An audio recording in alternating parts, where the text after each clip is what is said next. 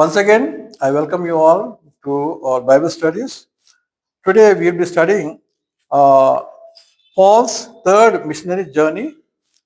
Because it's very big, we are divided into two parts. Today we are studying part 2, and this is lesson number 18.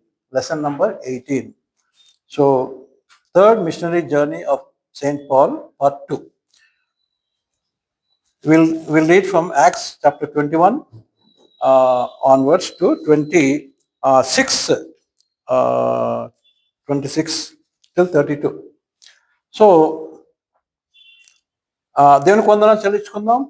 ఈ దినము మనము అపోస్తలుడైన పౌలు యొక్క మూడవ machinery యాత్ర లేక సేవా యాత్ర, సువార్త సేవ యాత్ర మనం చదువుకుంటున్నాము. రెండవ భాగం, ఇది చాలా పెద్దది కనుక రెండవ భాగం ఇది ఈరోజు దాన్ని డివైడ్ చేసి రెండవ భాగంగా మనం చదువుకుంటున్నాం కదండి. ఈరోజు మన పాఠం నంబరు 18. పాఠము 18, అపోస్తలుల కార్యము 21వ అధ్యాయం నుంచి మనము కొన్ని విషయాలు చదువుకుందాం. అంతకుముందు ఒక వాక్యం మనం చదువుకుందాం. 23వ అధ్యాయం 11వ వచనం చదవండి. 23వ అధ్యాయము 11వ వచనం. అపోస్తలుల కార్యం 23వ అధ్యాయము 11వ వచనం దయచేసి చదవండి. Acts chapter 23 and verse 11. ఎవరైనా ఇంగ్లీష్ కూడా చదవచ్చు. And the night following the Lord stood by him and said, Be of good cheer. Be of good cheer, Paul, for as thou hast testified of me in Jerusalem, so must thou bear witness also at Rome. కదండి. కనుక దేవుడు మరి Saint పాల్ని కదండి, అపోస్తలుడైన Paul ఎందుకు ఏర్పరచుకున్నాడు? సాక్షిగా ఉండటానికి. మొదటే చెప్తాడు కదా, మరి తను ఎన్ని శ్రమలు పడాలో నేను అతనికి చూపిస్తాను అంటాడు. అన్నీ ముందే రాసియలేదు, మీకు ఇవన్నీ జరుగుతాయని చెప్పేసి రాసియలేదు కదా, నేను చూపిస్తాను అన్నాడు. అంతేకాకుండా అతను ఎక్కడెక్కడ మరి ఎంత గొప్ప వారి ముందు, రాజుల ముందు ఆయన ఏ విధంగా నాకు సాక్షిగా ఉంటాడో మరి నేను అతనికి చూపిస్తాను అని చెప్పి అన్న మాటలు ఇప్పుడు అన్ని జరుగుతున్నాయి కదండి. ప్రైజ్ ది లార్డ్, హల్లెలూయా. ఇది 23:11 చూడండి. అపోస్తలుల కార్యము 23వ అధ్యాయం 11వ వచనం. ఆ రాత్రి ప్రభువు చూడండి, ప్రభువు పౌలు దగ్గర నిలబడ్డాడు. ప్రైజ్ ది లార్డ్, హల్లెలూయా. కనుక దేవుని బిడ్డలారా, మనం సేవ చేసే సమయంలో మనము దేవుని సేవ చేస్తుంటే దేవుడు మనకు తోడుగా ఉంటాడు. ప్రైజ్ ది లార్డ్, హల్లెలూయా కదండి. దేవుడు మనకు తోడుగా ఉంటాడు కదండి. మనం ఆయనకు సాక్షులుగా ఉంటే ఆయన మనకు తోడుగా ఉంటాడు. ప్రభువు పౌలు దగ్గరికి వచ్చి ఏమన్నాడంట? నిలిచుండి ఏమంటున్నాడు? ధైర్యముగా ఉండు పౌలు, ధైర్యముగా ఉండు. కొన్నిసార్లు సేవ చేసినప్పుడు ఏమొస్తుంది మనకి? భయములు. ఎందుకంటే కష్టాలు. యూదులు ఎప్పుడు చంపాలని చెప్పేసి వాళ్ళు ఇంకా కంకణం కట్టుకున్నారు, ఒక డెసిషన్ తీసుకున్నారు. ఈ పౌలుని చంపిన దాకా ఊరుకోం అని చెప్పేసి వాళ్ళు డెసిషన్ తీసుకున్నారు. అటువంటి మధ్యలో ఆయనకి ఎట్లుంటుంది కదండి. మన గురించి ఇప్పుడు ఎవరన్నా ఈ పాస్టర్ని లేపేసిన దాకా మేము ఊరుకోమంటే ఎట్లుంటుంది కదండి. అంతే మరి మనం ఊహిస్తే మనకి ఎంతో భయం అనిపిస్తుంటుంది కదా. కానీ దేవుడు ఏమంటున్నాడు? ధైర్యముగా ఉండు, ఫియర్ నాట్ కదండి, ఫియర్ నాట్, ధైర్యముగా ఉండు. తర్వాత యెరూషలేములో నన్ను గురించి చూడండి, యెరూషలేములో నన్ను గురించి ఏ విధంగా సాక్ష్యం చెప్తివో అలాగుననే రోమాలో కూడా సాక్ష్యం ఇవ్వాలని చెప్పాను. చూడండి, జెరూసలేం అంటే ఎక్కడుంది? ఇజ్రాయెల్లో ఉంది. రోమ్ అంటే ఎక్కడుంది? ఐరోపాలో ఉంది. అంటే ఖండాలు దాటిస్తున్నాడు, దేశాలు కాదు, ఖండాలు కదండి. కనుక ఆసియా ఖండం నుంచి ఇప్పుడు ఎక్కడ పంపిస్తున్నాడు దేవుడు? ఐరోపా ఖండం, యూరప్ పంపిస్తున్నాడు. చూడండి, మనము ఆ విధంగా సేవ చేయాలనే దేవుని యొక్క ఆశ కదండి. మనము దేశాలు దాటి వెళ్ళిపోవాలని చెప్పిన ఆశ కదండి. మనం మొదట్లోనే చదువుకున్నాం. అది ఎక్కడ? మత్తయి సువార్త 28వ అధ్యాయంలో 20వ వచనంలో మీరు సర్వలోకమునకు వెళ్ళి సర్వ సృష్టికి సువార్త ప్రకటించాలి. వెళ్ళండి, go and teach the gospel to every creature. Go అన్నాడు కదండి. కనుక అదేం పిల్లారా, మరి సరే, ఈ మాట జస్ట్ మనం చదువుకుంటున్నాము. నా స్టార్టింగ్కి వెళ్ళిపోదాం. మళ్ళీ ఈ 21వ అధ్యాయానికి వెళ్దాం. మనం 21వ అధ్యాయంలో మొదటి 3 వచనాలు చదువుకుందాం. మేము వారిని విడిచిపెట్టి ఓడెక్కి తిన్నగా వెళ్ళి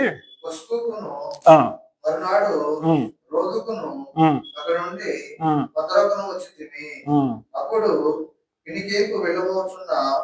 ఓడను చూసి దానిని ఎక్కి బయలుదేరింది.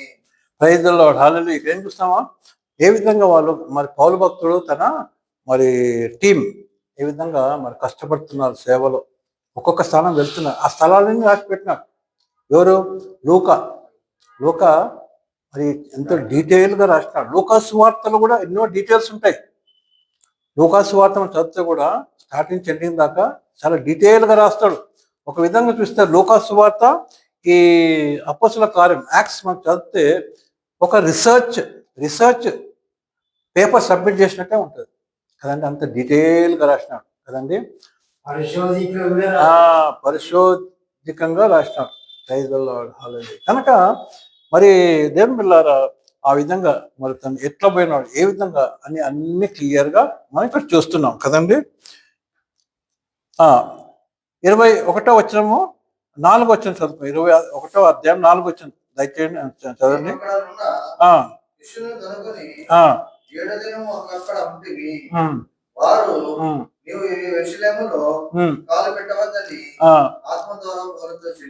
చూడండి, పౌలు ఏమనుకుంటున్నాడు, యెరూషలేము పోవాలని చెప్పేసి ఆయన ఆశపడుతుంటే, మరి తనతో ఉన్న వాళ్ళు, మరి దేవుని ఆత్మచేత నింపబడిన వాళ్ళు ఏమంటారే, ఇప్పుడే నువ్వు పోవద్దు.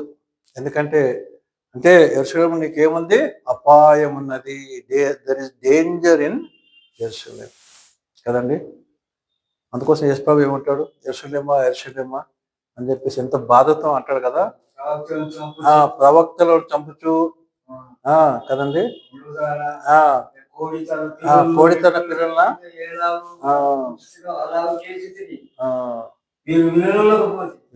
విననొల్లకపోతుంది యెరూషలేము కదండి.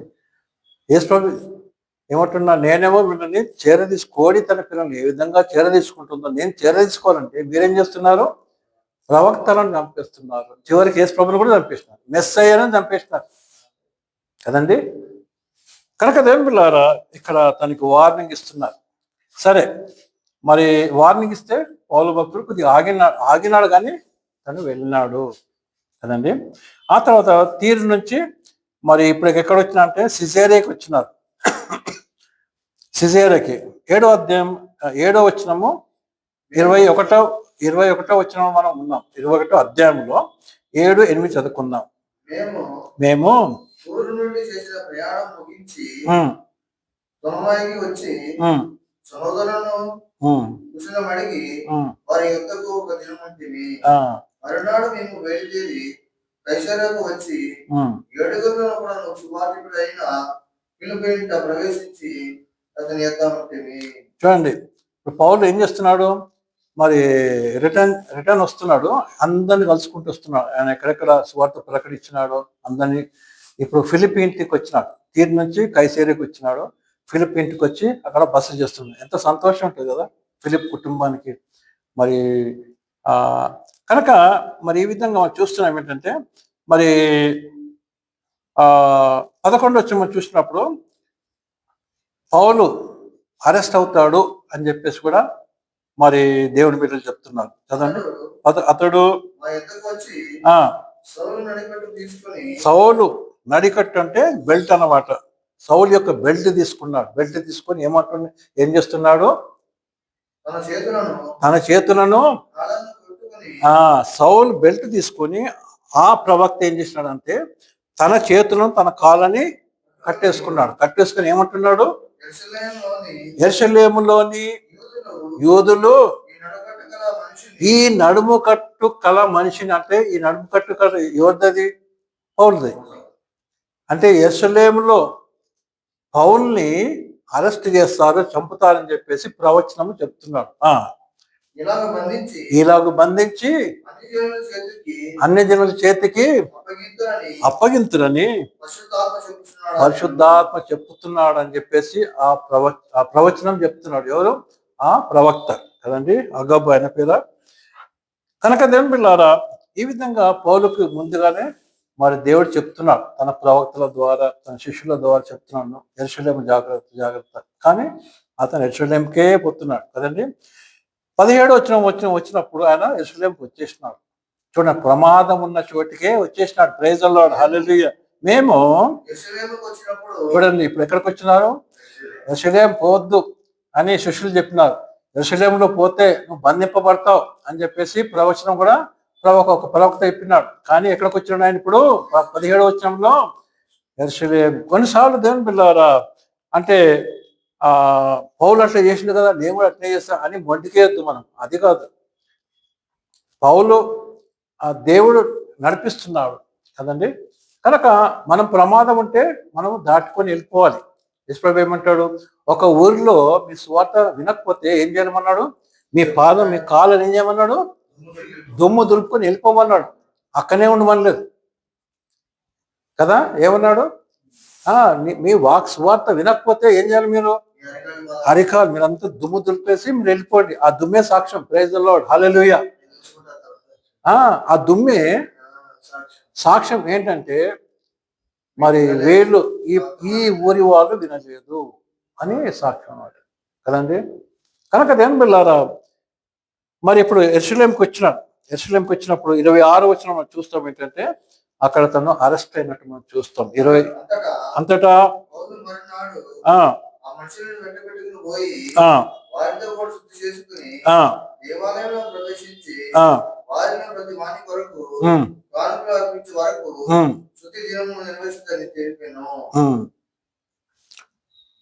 అయితే అక్కడ 34 వరకు చదివితే అక్కడ ఏమవుతుందంటే అతన్ని అరెస్ట్ చేస్తారు కదండి. ఆ తర్వాత ఏం పిల్లారా, పౌలు 22వ అధ్యాయంకి వస్తాం మనం. 22వ అధ్యాయము మొదటి వచనం మనం చూసినట్లయితే పౌలు సాక్ష్యం చెప్తాడు. ఏం చెప్తాడండి?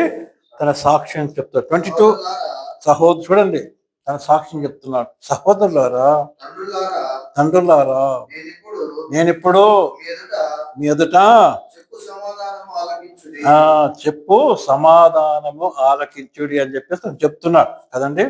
కనుక దేని బిడ్డలారా, మరి మొదటి నుంచి 8 వచ్చినారు కదండి. కనుక ఇవన్నీ మనం చూస్తున్నాం ఏంటంటే తను ఏ విధంగా సాక్ష్యం చెప్తున్నాడు మనం చూస్తున్నాం. ఆ తర్వాత అంటే మరి మనం చూస్తాం ఏంటంటే పౌల్ని కొడతారు కదా, అరెస్ట్ చేసి కొడతారు. కొడితే మరి ఆ కొట్టేటోళ్ళని పౌలు ఏమంటాడంటే, రోమన్ సిటిజన్ని కొట్టొచ్చా అంటాడు కూల్గా. ఏమంటాడు? రోమన్ సిటిజన్ని కొట్టొచ్చా అంటే వాళ్ళు పరేషాన్ అయిపోతారు. అంటే ఎందుకంటే రోమన్స్ సోల్జర్స్ వాళ్ళు రోమన్స్ కదా, అట్లా కొట్టడం మేము రోమన్ మా వాళ్ళని మేము ఎట్లా కొట్టాము ఇప్పుడు పరేషానాలు కదా. చూడండి, కనుక దేని బిళ్ళారా, పౌలు అప్పుడప్పుడు ఏం చేస్తాడంటే తన సిటిజన్షిప్ వాడుకుంటాడు కదండి. 26 వచ్చి చదువుకుందాం. 26, 27, 28.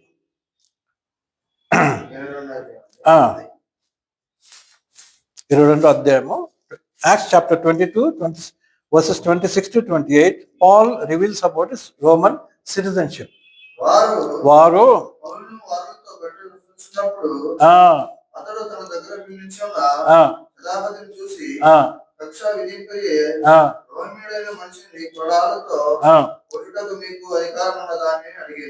అంటే శతాధిపతి అంటే ఏంటి దాని అర్థము? సెంచురియన్. అంటే ఆ శతాధిపతి ఈజ్ అ సెంచురియన్. ఆయన కింద 100 మంది సైనికులు ఉంటారన్నమాట. అందుకోసం ఆయనకి బిరుదేంటి? శతాధిపతి. అయితే ఆయనని బంధిస్తున్నప్పుడు ఆ శతాధిపతి అంటాడు, రోమన్ సిటిజన్ అట్లా చేయొచ్చా అంటాడు. పౌరత్వం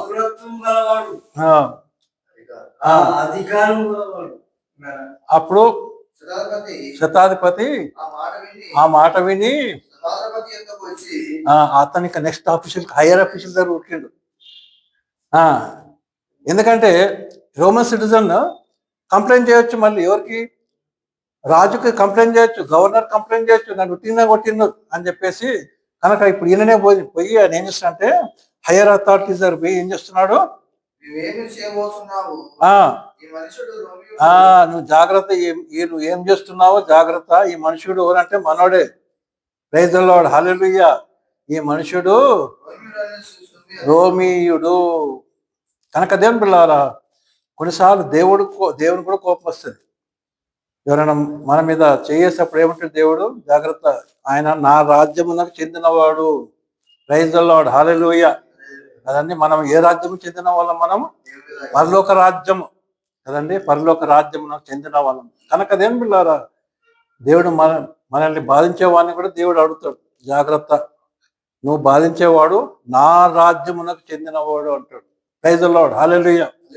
నమ్మిన వారు అంత చేతులెత్తాం, దేవునికి స్తోత్రం, హల్లెలూయా. కదండి, ఎందుకంటే దేవుని పిల్లారా, దేవుడు ఏమంటాడు, నీ కంటి పాపని ముట్టిన వాడిని నేనేం చేస్తాను కదా. మనం ఏ విధంగానో నిన్ను ముట్టిన వాడిని నా కంటి పాపని ముట్టినట్టు అనమాట. అంటే ఏసయ్య కంటి పాపని ముట్టుకుంటా ఏసయ్య ఊరుకుంటాడా? ప్రైజ్ ది లార్డ్, హల్లెలూయా. కనుక దేవుని పిల్లారా, దేవుడు మన పక్షంగా ఉన్నాడు. ప్రేమంటున్నాడు పౌలు. అప్పుడు కదండి, అతన్ని చూసి ఇప్పుడు చూడండి, స్టార్ట్ అయింది, యాక్టివిటీ స్టార్ట్ అయిపోయింది. అయ్యా, మీరు పౌలు గారు, మీరు రోమన్ సిటిజనా అని చెప్పేసి అడుగుతున్నాడు. అడుగుతుంటే ఏమవుతున్నాడు,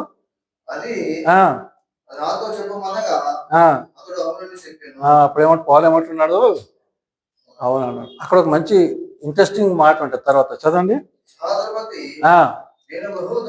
చూడండి, ఈ సహస్రపతి ఈ రోమన్ సిటిజన్ ఎట్లా సంపాదించుకున్నాడంట, చాలా డబ్బులు ఇచ్చి సంపాదించుకున్నాడంట. పౌలు ఆయన డబ్బులేమి ఇవ్వలేదు, ఆయన సిటిజన్, రోమన్ సిటిజన్. ఎందుకంటే తార్సుస్లో ఆయన జన్మించినాడు కదండి. ఇంకొకటి మొత్తం క్లియర్, అది బెన్యామీన్ గోత్రం వస్తుంది కదండి. నేను చిన్నోని అయినా కూడా నాకు అధికారం ఉంది.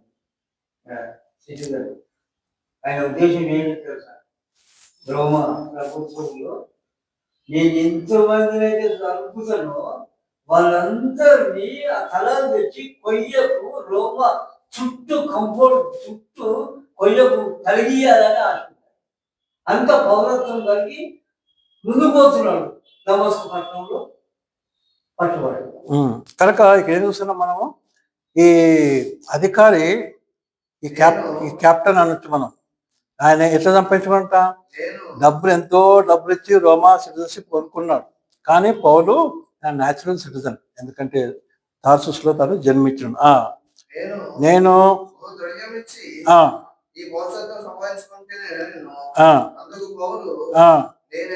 నేనైతే పుట్టుకతోనే రోమియోని. ఇంకేమో ఇప్పుడు అంతా వాళ్ళంతా ఇక అయిపోయింది వాళ్ళ పని ఇంకా కదండి. కనుక దేవుని పిల్లారా, దేవుడు మనల్ని ఏదో విధంగా కాపాడుతాడు. ప్రైజ్ ది లార్డ్, హల్లెలూయా. ఏదో ఒక పాయింట్ తీసుకొని మనల్ని కాపాడుతాడు. కాబట్టి అతనిని కనుక ఏం చేసిన ఇమ్మీడియట్గా ఇంకా ఈయనను పట్టుకుంటే ఇంకా మన ఉద్యోగాలే పోతాయి కదండి. మన ఉద్యోగాలే పోతాయి. తర్వాత మీ సిటిజన్షిప్ అంత తీయండి అసలు కదా. ఒక సంగతి తెలుసా, సిటిజన్షిప్ గురించి చెప్తున్నా కదా. అమెరికా దేశంలో 2 వారాల క్రితము ఒక వైట్ హౌస్ దగ్గర, అంటే ప్రెసిడెంట్ ట్రంప్ గారు ఉండే స్థలం దగ్గర ఒక అతను బయట సెక్యూరిటీ వాళ్ళని చంపేసినాడు. షూట్ చేస్తే ఒక సెక్యూరిటీ లేడీ చనిపోయింది, ఇంకొక వ్యక్తి సీరియస్ అయిపోయాడు. ట్రంప్ చాలా సీరియస్ తీసుకున్నాడు ఈ విషయం. ట్రంప్ ఏం చేసినాడు, చాలా సీరియస్ తీసుకొని ఆయన చంపినోడు వాడిని అరెస్ట్ చేసిండ్రు. వాడిని అసలు వాడి మొత్తం హిస్టరీ తీయండి అంటే వాడు ఆఫ్ఘనిస్తాన్ నుంచి వచ్చినాడు.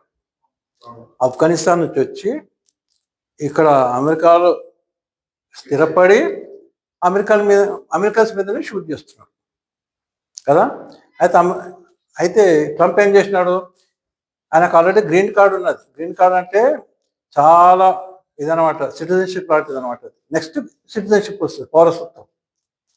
అయితే ఆయన ఏం చేసినాడు, ఈ గ్రీన్ కార్డు ఉన్న వాళ్ళ డీటెయిల్స్ అన్నీ నాకు ఇవ్వండి అన్నాడు. అన్నీ తీయండి, ఎవరైతే ఏదైనా చిన్న పొరపాటు చేస్తే వాళ్ళని ఏం చేయాలా, వాళ్ళ దేశాలకి పంపించారు కదండి. అంటే అంటే ఈ పౌరసత్వం ఎంత ఇంపార్టెంట్ మనం చూస్తున్నాం కదండి. కనుక దేవుని బిడ్డలారా, ఈ విధంగా ఆయన వదిలేసినారు. ఎవరిని వదిలేసినారు? ఇప్పుడు పౌల్ని వదిలేసినారు. ఎందుకంటే ఆయన రోమియుడు కదండి. ప్రైజ్ ది లార్డ్, హల్లెలూయా. కనుకనే దేవుని బిడ్డ, మనం దేవుని యొక్క రాజ్యపు పౌరులం, వారసులం. దేవుని యొక్క రాజ్యం యొక్క వారసులం. దేవుడు మనల్ని కాపాడుతాడు కదండి. తర్వాత మనం చూస్తాం ఏంటంటే 30వ వచ్చిన మనం చూస్తాం ఏంటంటే, యూదులకి ఒక సన్హద్రిన్ అని ఒక ఇది ఉంటుంది అనమాట. ఏంటది? జడ్జిమెంట్. వాళ్ళు ఒక కోర్టు, సన్హద్రిన్ సభ. అది దాంట్లో ఏదన్నా అంటే కోర్టు లాంటిది అనమాట. యూదులకు సంబంధించిన కోర్టు అనమాట అది. వాళ్ళు ఏం చేస్తారు, యూదులు ఏదైనా ప్రాబ్లం ఉంటే అక్కడ 70 మంది పెద్దలు ఉంటారు. మరి దాంట్లో ఏ తీర్పు తీస్తే ఆ తీర్పు అంతే. ఇంకా కనుక అక్కడ నిలబడి వాళ్ళతో మాట్లాడుతున్నారు. అంటే ఎందుకు ఈ విషయాలు మనం మాట్లాడుతున్నాము? దేవుడు పౌల్ని ఏ విధంగా ఒక్కొక్క స్థలంలో నిలబెట్టుకొని సాక్షిగా మాట్లాడిపిస్తున్నారు కదండి. ఎక్కడుంది అది?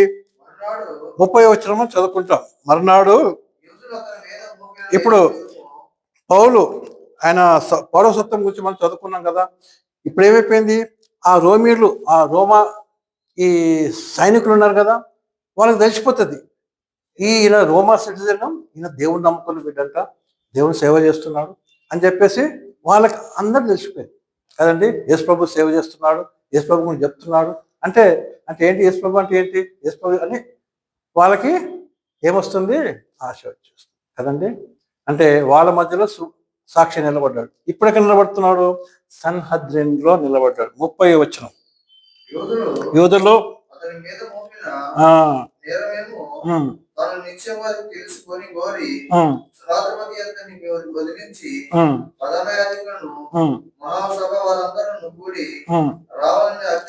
మహాసభ వాళ్ళందరూ కూడా ఏం చేశారంట, రావాలని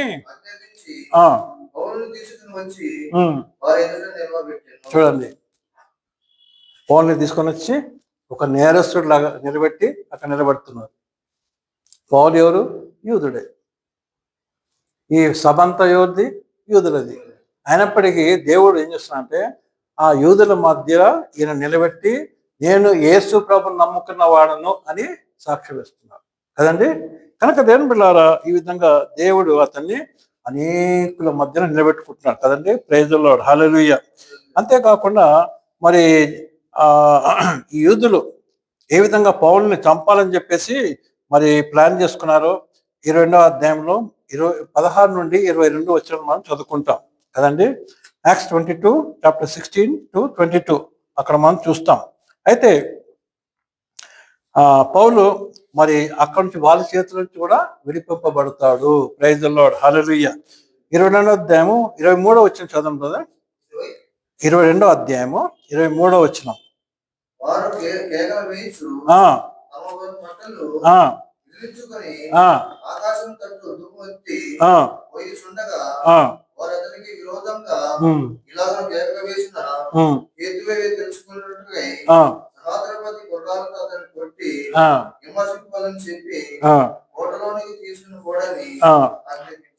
అంటే ఆ సహస్రపతి ఆయన తీసుకొని పోకపోతే ఏం చేస్తుండే వీళ్ళు యూదులు, ఆయన చంపేస్తుండే, రాళ్లతో కొట్టి చంపేస్తారు కదండి. కనుక దేవుని బిడ్డలారా, ఈ విధంగా ఆ తర్వాత మనం చూస్తాం కదండి. మళ్ళీ 22వ అధ్యాయం మళ్ళీ అదే మనం చదువుకున్నాం కదా.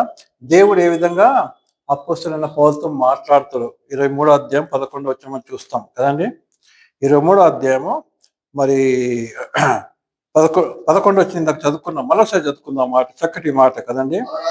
ఆ రాత్రి ప్రభువు అతని యొద్ద నిలిచుండి ఏమంటున్నాడు, ధైర్యముగా ఉండుము, యెరూషలేములో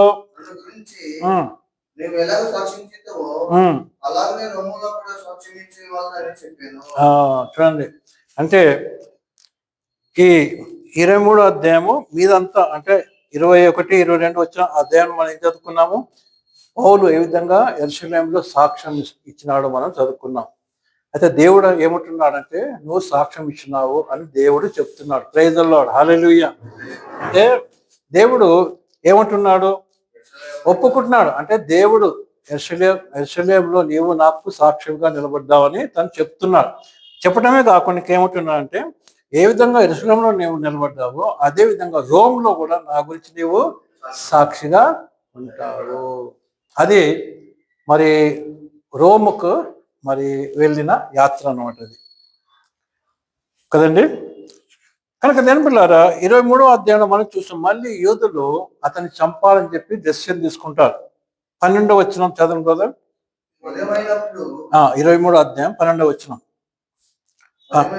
ఉదయం అయినప్పుడు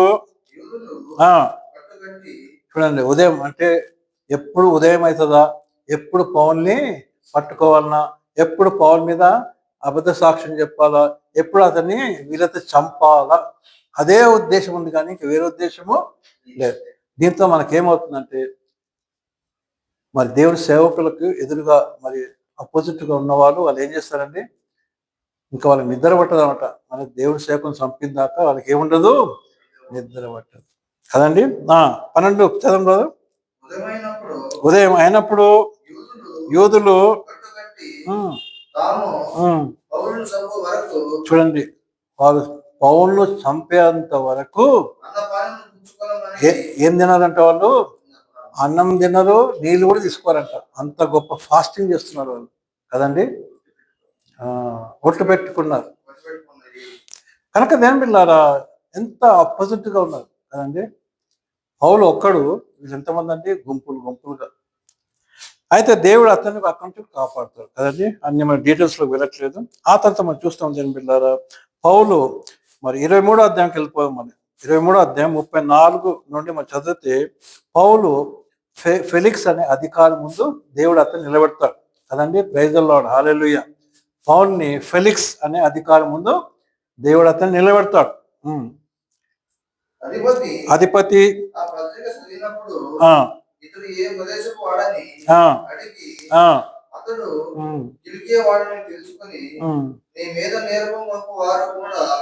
వచ్చినప్పుడు నీ సంగతి పూర్ణంగా విచారించునని చెప్పి హేరోదు అధికార మందిరం మొదలుని కావలించునని ఆజ్ఞాపించాను.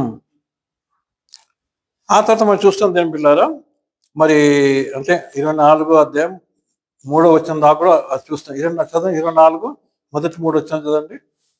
5 దినమైన తర్వాత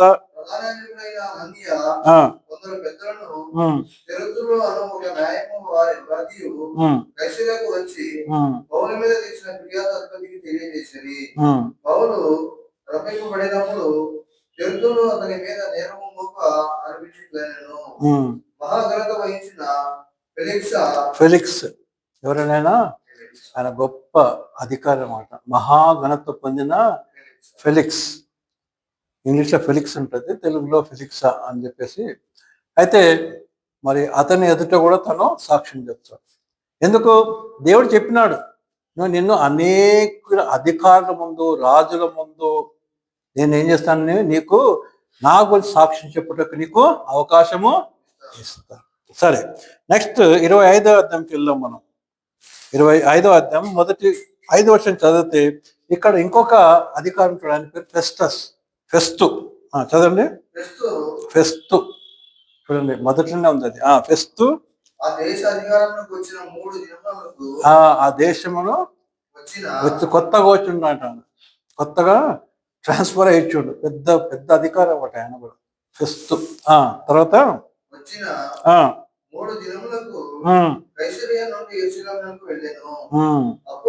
అప్పుడు యూదులలో ముఖ్యులను ఉమ్, పౌలు మీద తాము చేసిన ఫిర్యాదు సంగతి ఉమ్. అతనికి తెలియజేసేది. కనుక తర్వాత ఫెస్తు అనే అధికారి ముందు కూడా మరి ఎవరు నిలబడ్డారు? పౌలు నిలబడ్డారు. అదొక సాక్ష్యం అన్నమాట, అదొక సాక్ష్యం. ఆ తర్వాత 25వ అధ్యాయం 23కి వెళ్దాం. మనం 23, 24 ఇచ్చిన అయితే మరి అగ్రిప్ప రాజు ఎదుట కూడా నిలబడతాడు. ప్రైజ్ ద లార్డ్, హల్లెలూయా. కాబట్టి మరనాడు అగ్రిప్పయు బెర్నెకియు ఏ విధంగా అంట ఆడంబరం, ఒక ఖైదీని చూడటానికి కూడా గొప్ప ఆడంబరం అంటే ఏంటి? గొప్ప మంచి మంచి బట్టలు వేసుకొని కదండి, మంచి బట్టలు వేసుకొని తర్వాత ఇప్పుడు అయితే ఆయనతో ఇంకా చాలా మంది మరి చాలా మంది ఎవరు ఆయన సహచరులు వాళ్ళంతా ఆయన చప్పట్లు కొట్టము. ఈ విధంగా అంత గొప్పగా వచ్చిన వైభవంగా వచ్చిన ఎవరిని చూడటానికి?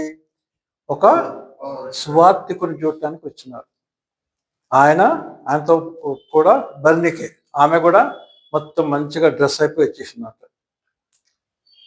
అంటే ఎందుకు వాళ్ళు ఆ విధంగా డ్రెస్ అయిపోయి వచ్చిందంటే ఒక రీజన్ ఉంది. పౌలు నోటి నుంచి కొద్ది మాటలు వినాలని చెప్పేసి వాళ్ళు ఆశపడుతున్నారు. దేవుడు ఏం చేసినాడు? పౌల్ని వాళ్ళ ముందు నిలబెడుతున్నాడు. సువార్త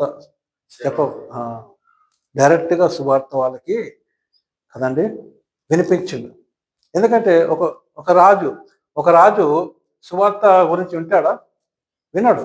కానీ ఇప్పుడు ఏం చేసినాడు? దేవుడు పౌల్ని అక్కడ నిలబడ్డాడు. పౌలు డైరెక్ట్గా ఆయనతో మాట్లాడుతున్నాడు కదండి. ప్రైజ్ ది లార్డ్, హల్లెలూయా. కనుక దేవుని పిల్లలు ఈ విధంగా మరి అగ్రిప్ప ముందు కూడా దేవుడు అతన్ని నిలబెట్టినాడు. 23, 24 2 వచ్చిన అయిపోయింది కదా.